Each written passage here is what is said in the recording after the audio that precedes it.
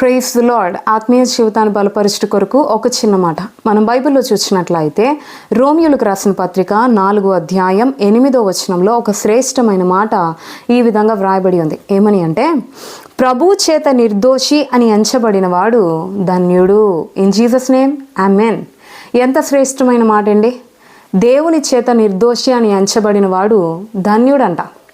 ఈరోజు ఈ లోకంలో చాలామంది మనుషులు దేని కొరకు ఆశపడుతున్నారు, ఎట్లా వారు ధన్యులని కనుపరుచుకోవాలని కోరుకుంటున్నారు అంటే, వారి జీవితంలో ఈ లోక సంబంధమైన మనుష్యుల యొక్క ఆలోచనలు అయితే ఎలా ఉంటాయి అంటే, వారి జీవితంలో ఒక మంచి పెద్ద ఇల్లు ఉందంటే వారు ధన్యులు అన్న ఆలోచన కలిగి ఉంటారు. ఒక మంచి ఉద్యోగం కలిగి, బాగా డబ్బులు సంపాదించే ఉద్యోగం కలిగి, ఒక డబ్బులు సంపాదించే వ్యాపారం వారు చేస్తున్నారంటే వారంత ధన్యులు ఎవ్వరూ ఉండరు అనుకుంటారు. కుటుంబం ఉంది, బిడ్డలున్నారు, ఉండడానికి ఇల్లు ఉంది, వాహనం ఉంది, అన్ని సౌకర్యాలతో ఉంది అంటే వారు ధన్యులు అనుకుంటారు. అవన్నీ ధన్యతలు కావా అంటే ధన్యతలే, వారు ధన్యులే. కానీ నిజమైన ధన్యత ఏంటో తెలుసా? దేవుని చేత నిర్దోషి అని ఎంచబడమే అది గొప్ప ధన్యత అండి. పలానా నా బిడ్డ నిర్దోషి, పలానా నా బిడ్డ పరిశుద్ధురాలు, పరిశుద్ధుడు, నిక్కాసుగా బ్రతికిన వ్యక్తి అని ప్రభు మనల్ని మెచ్చుకుంటే అంతకన్నా గొప్ప ధన్యత ఈ లోకంలో ఏమీ లేదండి. ఇంకా పైన ఒక వచనం అంటున్నాడు. ఏమని అంటే, పై వచనంలో, తన అతిక్రమములకు పరిహారము నొందినవాడు, తన పాపములకు ప్రాయశ్చిత్తం నొందినవాడు ధన్యుడు.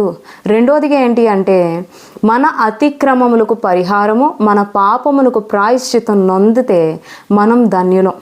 ఇదేనండి. ఎందుకంటే ఈ లోకంలో ఎన్ని సంపాదించినా అవన్నీ తాత్కాలికమైన ఆశీర్వాదాలే.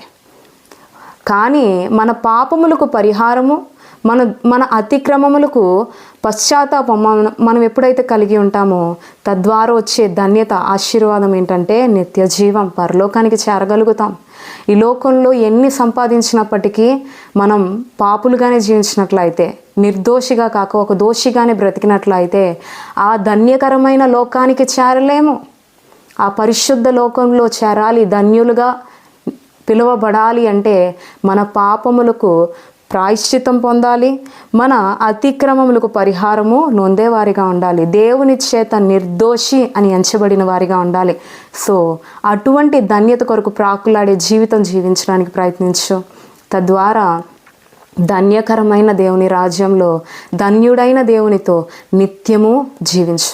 అటువంటి గొప్ప కృప ప్రభు నీకు దయచేయునుగాక. ఆమేన్.